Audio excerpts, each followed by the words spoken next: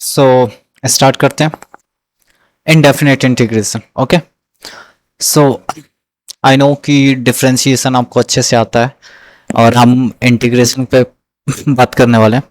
So start करते हैं। सबसे पहले मैं आपसे ये कहना चाहूँगा कि मैं अपने आप को बिल्कुल ग्राउंड लेवल पे रखूँगा। जितना बेसिक से हो सके मैं बेसिक से स्टार्ट करने की कोशिश करूँगा, और if you find any types of difficulty तो आप नीचे कमेंट कर सकते हो, ठीक है। तो सबसे पहले मैं इंटीग्रेशन डिफरेंशिएशन के बारे में बात करना चाहूँगा। डिफरेंशिएशन आपने पहले पढ़ा होगा, जैसे x की पावर n, अगर मुझे इसका डिफरेंशिएशन करना है तो हम क्या करते थे, दिस इज नथिंग, जब पावर था वो सामने आ जाता था और पावर में से 1 हम माइनस कर देते थे, ठीक है। अगर मैं कहूँगा कि सर मुझे x की पावर n का इंटीग्रेशन करना है, किसके रिस्पेक्ट में, this is the symbol of integration and this is dx, किसके रिस्पेक्ट में सर, x के रिस्पेक्ट में। ओके, तो क्या हो जाएगा, x की जो भी पावर थी उसमें 1 ऐड हो जाएगा और ऐड होने के बाद जो नंबर बन जाएगा उससे हम डिवाइड करते हैं। ओके सर, ये बेसिक है, आपने तो डायरेक्ट फॉर्मूले से स्टार्ट कर दिया। नहीं, हम बेसिक पे आएंगे, ठीक है। तो एक हमने सिंपली आपको इंटीग्रेशन करके दिखाया। इसमें हमने आपको क्या बताया कि सर सबसे पहले तो इंटीग्रेशन को आई से डिनोट करते हैं, उसका सिंबल क्या होता है सर, एक सांप की तरह सिंबल होता है। अच्छा, सांप के बाद हम क्या लिखते हैं, जो भी हमारा फंक्शन होता है, जैसे x की पावर n हो गया या फिर fx हो गया या फिर gx हो गया, तो जो भी हमारा फंक्शन होगा उसके बाद हम लिख देंगे, ठीक है।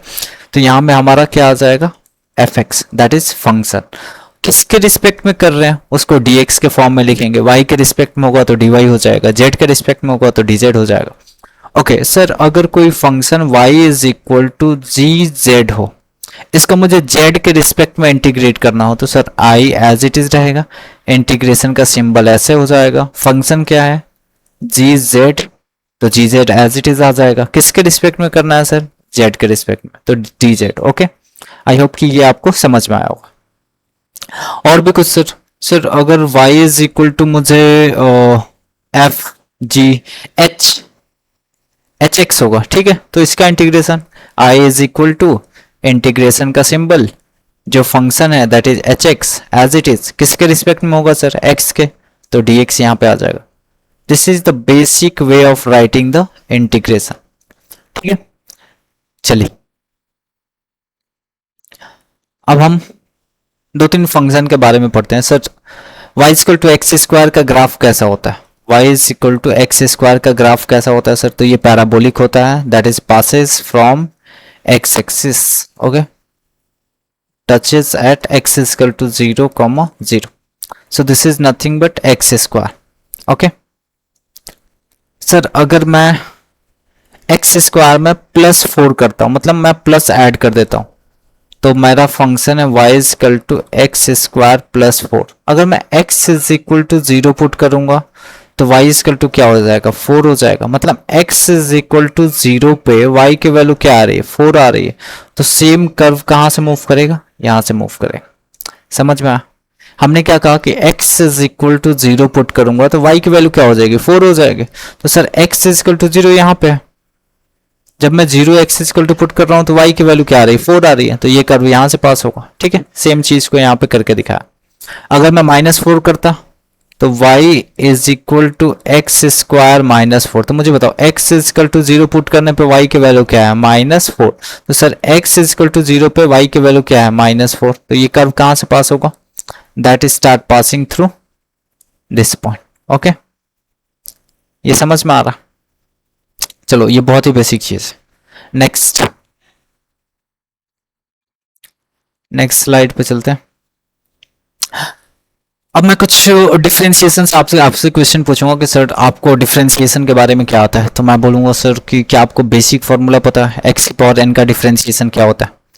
तो सर एक्स की पावर एन का डिफरेंशिएशन क्या होता है, तो सर इसका डिफरेंशिएशन कुछ भी नहीं होता, बट दिस इज एक्स की पावर, जो एन था वो एन सामने आ जाएगा और एन -1 हो जाएगा। ओके, पावर सामने आ गई, पावर में जो पावर था एक्स का जो पावर था उसमें से 1 कम हो गया। जैसे सर अगर मैं एक्स की पावर 6 लिखता हूं, इसका डिफरेंशिएशन, सर पावर सामने आ जाएगा और एक्स की पावर 6 था तो 6 - 1 that is 6x⁵ fine. Okay, अगर थोड़ा सा मैं इसका थिकनेस इंक्रीज करना चाहता हूँ, I just want to increase its thickness, क्योंकि ओके चलिए सर, अगर x⁵ है तो इसका डिफ्रेंशिएशन क्या हो जाएगा? इसका डिफ्रेंशिएशन हो जाएगा सर, पावर सामने आ जाएगी और x⁵ minus 1, so this is 7x⁵ fine. अब मैं कहूंगा कि सर मुझे x⁵n का इंटीग्रेशन करना है, ये y इक्वल टू क्या है, fx है, फाइन। तो सर इसका फॉर्मूला क्या होता है? इसका फॉर्मूला होता है integration x⁵n into dx, that is equals to power में जो भी था उसमें एक ऐड कर दीजिए। पहले हम डिफरेंशिएशन में क्या करते थे, पावर में एक माइनस करते थे।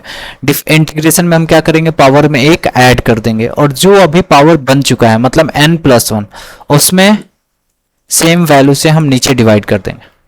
आपको ये याद रखना होगा, जब भी हम डिफरेंशिएशन करते हैं तो जो भी टर्म्स होते हैं आपस में मल्टीप्लाई होते हैं, और जब भी हम इंटीग्रेशन करते हैं जो भी टर्म होते हैं उसको नीचे डिवाइड करते हैं, ठीक है। जैसे सर अगर मेरे सामने x⁵ है और इसका मुझे इंटीग्रेशन करना है x के रिस्पेक्ट में, तो मैं जो पावर थी उसमें 1 ऐड कर दूंगा, तो 6+1, और जो अभी बन चुका है 6+1, इससे मैं नीचे डिवाइड कर दूंगा, तो ये क्या बन जाएगा, x⁵7/7, फाइन। सर अगर मेरे सामने x³ + x हो, y equal to x³ + x हो, अगर मुझे इंटीग्रेशन फाइंड करना है इस फंक्शन का, तो क्या हो जाएगा, y into D x, this is nothing but x³ + x into D x. तो ये डी एक्स एक बार इसके पास चला जाएगा, एक बार इसके पास चला जाए, तो मैं क्या लिखूंगा, integration of x³ into D x plus integration of x into D x. जैसे हम डिफ्रेंशिएशन में डिस्ट्रीब्यूट करते थे वैसे इंटीग्रेशन में डिस्ट्रीब्यूट कर देंगे। अब मुझे बताओ, x³ है तो मुझे क्या करना है, पावर में एक बार ऐड करना है और जो पावर बनेगा उससे डिवाइड करना है। तो जिस दिन मैं पावर में 1 ऐड करूंगा ये 4 हो जाएगा, और मुझे 4 से डिवाइड कर देना है। अब मुझे x की पावर है 1, तो x की पावर 1 में 1 ऐड कर दूंगा, और जो अभी पावर बन चुका है 1 + 1 इससे डिवाइड कर दूंगा। This is nothing but x की पावर 4/4 प्लस x² 2 + c। ये c हम क्यों लिख रहे हैं आगे चल के बताएंगे, क्योंकि ये अभी डिफरेंशिएशन जो है वो इनडेफिनेट डिफरेंशिएशन जिसमें हम इस बात की श्योरिटी नहीं देते हैं कि हम इंटीग्रेशन किस पॉइंट से किस पॉइंट तक कर रहे हैं, ठीक है। तो ये तो बहुत ही बेसिक फॉर्मूला है। अब सर ये इंटीग्रेशन देता क्या है, क्या मुझे मिलता है, मतलब जैसे मैं डिफरेंशिएट करता था तो मैं किसी भी फंक्शन को छोटे छोटे हिस्सों में डिवाइड करता था, ठीक है। सर इंटीग्रेशन से क्या होता है, तो इंटीग्रेशन जैसे कि हमें पता है कि वो रिवर्सल फंक्शन होता है। तो रिवर्सल फंक्शन मतलब कि sir I need one more slide, so I just want to copy it and paste it here, okay. चलो, तो सर जैसे कि हमें पता है कि डिफरेंशिएशन हमें क्या देता था कि किसी भी फंक्शन को डिवाइड कर देता था, वैसे ही इंटीग्रेशन हमें क्या देता है। कुछ ड्राइंग बोर्ड्स तो नहीं है, नहीं टीएलएम कुछ भी नहीं है, तो मुझे खुद ही बाई हैंड ड्रॉ करना होगा। चलो फर्स्ट टाइम इतना स्ट्रेट ड्रॉ किया। This is our X axis and Y axis, okay. तो मैं एक फंक्शन यहाँ पे ड्रॉ करता हूँ, ये कोई फंक्शन है y इक्वल टू fx, ठीक है। ये x एक्सिस है, ये y एक्सिस है। अब मुझे पता है कि सर रेक्टेंगल होगा तो उसका एरिया मुझे पता है, that is length into breadth. अगर ये लेंथ है ये ब्रीथ है तो इसका एरिया मुझे लेंथ इनटू ब्रीथ मिल जाएगा। बट कोई अगर ऐसा फंक्शन है सांप जैसा, और मुझसे किसी दिन कह दे कि सर आपको ना a पॉइंट से लेके b पॉइंट तक ये जो अंडर एरिया है ना इसको आपको फाइंड करना है। अब सर ये तो कोई रेगुलर शेप ही नहीं है, ना रेक्टेंगल है, ना स्क्वायर है, ना क्यूब है, तो मैं इसका एरिया कैसे फाइंड करूंगा। उस समय मेरे पास इंटीग्रेशन मिलता है कि सर इंटीग्रेशन के थ्रू आप इसका एरिया फाइंड कर सकते हो। कहाँ से कहाँ तक इंटीग्रेट करके, from point A to B. तो ए से लेके बी तक आप इस फंक्शन को इंटीग्रेट करोगे तो जो वैल्यू मिलेगी वो मिलेगी एरिया अंडर कर्व। मतलब इस कर्व का जो नीचे का एरिया था और जो एक्स एक्सिस से बाउंडेड था वो एरिया मुझे मिल जाएगी, ठीक है। सर इसका कंसेप्ट नहीं समझ में आया, आपने कहा कि एरिया मिल जाएगी, मैं कैसे मान लूं। तो मैं बता रहा हूं, हमने इंटीग्रेशन जब भी किसी फंक्शन को किया, ठीक है, एज्यूम करो कि हमारा एक इंक्रीजिंग फंक्शन था और मुझे इस पॉइंट से लेके इस पॉइंट तक एरिया फाइंड करना है। अब मैं क्या करूंगा, एक्चुअली में इंटीग्रेशन में होता क्या है, हम इस एरिया को ना छोटे छोटे हिस्सों में इस समय भी डिवाइड करेंगे। क्या करेंगे, छोटे छोटे हिस्सों में डिवाइड करेंगे। ये एक पतली स्ट्रिप हो गई, एक ये पतली स्ट्रिप हो गई, एक ये पतली। आई नो कि अभी ये तुम्हें नहीं समझ में आ रहा होगा कि आप क्या कह रहे हो सर, इसके अंडर का एरिया फाइंड करते हैं इंटीग्रेशन के थ्रू। हाँ, यही फाइंड करते हैं, एफ एक्स। ठीक है, अच्छा मैंने एक छोटे छोटे स्ट्रिप में इसको क्या कर दिया, डिवाइड कर दिया, इसके नीचे का एरिया। अब मैं एक छोटे से स्ट्रिप को देखूंगा तो ये मुझे थोड़ा बहुत रेक्टेंगल की तरह दिखेगा। बड़े वाले स्ट्रिप को देखूंगा तो ये भी एक छोटा सा रेक्टेंगल की तरफ दिखेगा। नेक्स्ट वाले को देखूंगा तो ये भी एक छोटा सा रेक्टेंगल की तरफ दिखेगा। इसका एरिया लेंथ इनटू ब्रेथ, इसका एरिया लेंथ इनटू ब्रेथ, इसका एरिया लेंथ इनटू ब्रेथ। ऐसे ही हम सारे छोटे छोटे छोटे छोटे एरिया को जब ऐड कर देंगे तो मुझे पूरा समेशन मिल जाएगा, that is the complete area under this curve. Okay, इसके बारे में हम आगे बात करेंगे एरिया अंडर कर्व में। ठीक है, तो अभी हम डायरेक्ट इंडेफिनिट इंटीग्रेशन पे चलते हैं as per your book. Okay, तो सबसे पहला फंक्शन जो है वो x की पावर n का इंटीग्रेशन है। ठीक है, आपने बहुत बार पढ़ा होगा कि इंटीग्रेशन एंड डिफरेंशिएशन दोनों रिवर्स होता है, तो आज हम उसको देखेंगे। ठीक है, कि कैसे रिवर्स होता है। तो मुझे बताइए x की पावर n का डिफरेंशिएशन क्या होता है। तो सर पावर सामने आ जाएगा और x की पावर n-1। अब मैं कहूंगा कि सर मुझे बताओ x की पावर n, अगर x की पावर n का डिफरेंशिएशन ये है तो इसका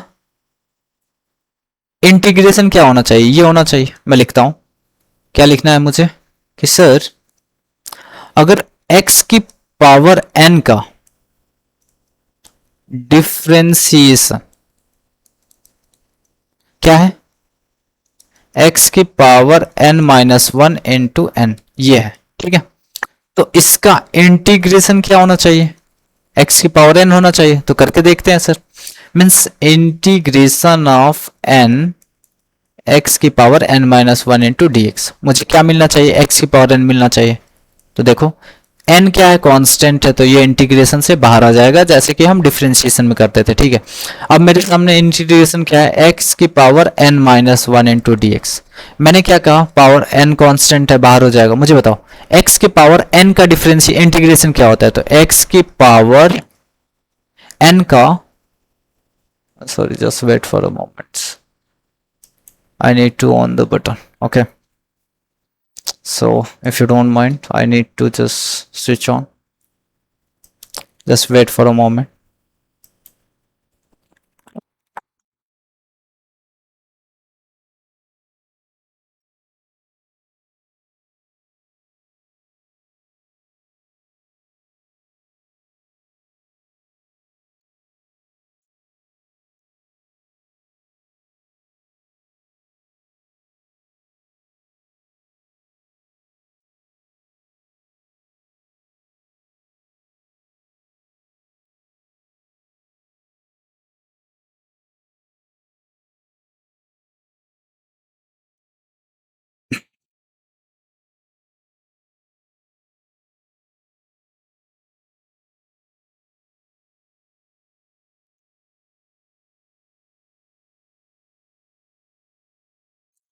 तो स्टार्ट करते हैं। हमने कहा कि सर x के पावर n का इंटीग्रेशन क्या होता है, बताओ। आपने कहा कि सर जो भी पावर है उसमें एक ऐड कर दीजिए और जो ये एडेड पावर है इससे आप नीचे डिवाइड कर दीजिए। तो x की पावर n-1 का इंटीग्रेशन क्या हो जाएगा। तो सर इसका कुछ भी नहीं, x की पावर पहले क्या था, n-1 था, उसमें 1 को ऐड कर दीजिए और जो पावर अभी बना हुआ है उससे नीचे डिवाइड कर दीजिए। तो n-1 प्लस 1 प्लस सी क्यों लगा रहे हैं, क्योंकि ये इनडेफिनेट इंटीग्रेशन है। ओके, चलो अब बताओ सामने क्या है सर, सामने है n।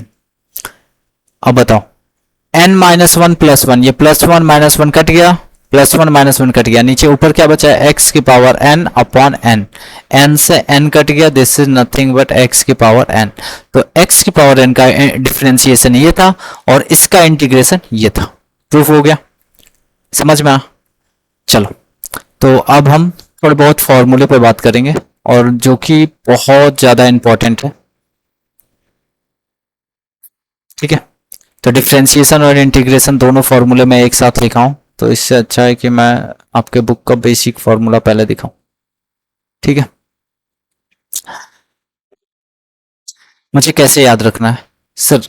ये ऑलरेडी हमने पढ़ा हुआ है कि डिफरेंशिएशन में एक्स का फार्मूला क्या होता है। ठीक है, ए एक्स का डिफरेंशिएशन क्या होता है? This is nothing but A की power x and log A. ठीक है, इसके थिकनेस को थोड़ा कम करते हैं। ओके, ये ऑलरेडी हमने पढ़ा हुआ है। तो मुझे बताओ ए की पावर एक्स का इंटीग्रेशन क्या होगा? तो जो ये कांस्टेंट इधर मल्टीप्लाई हो रहा था वो नीचे क्या हो जाएगा? डिवाइड हो जाएगा। So this is nothing but A की power x divided by log A. ठीक है, मैं अभी इस स्लाइड को चेंज करना चाहता हूं, तो इस फॉर्मूले शीट पे मैं रुकता हूं और नेक्स्ट टाइम से नेक्स्ट स्लाइड पे, अभी मैं इस पीपीटी पे स्टार्ट किया हूं, मुझे ड्राइंग पीडीएफ पे स्टार्ट करना है। ठीक है, तो I hope this is the first video. थोड़ा बहुत इंट्रोगेशन जो हमने बताया था वो ऑलरेडी हमने दे चुका है। ठीक है, या फिर मैं यहीं से स्विच कर देता हूँ। Okay, so I just need to switch it, this no need to cancel. Okay, so this one is the best slide as per me. So where is, ये पता नहीं थोड़ा सा ना इसमें लैगिंग हो रहा है।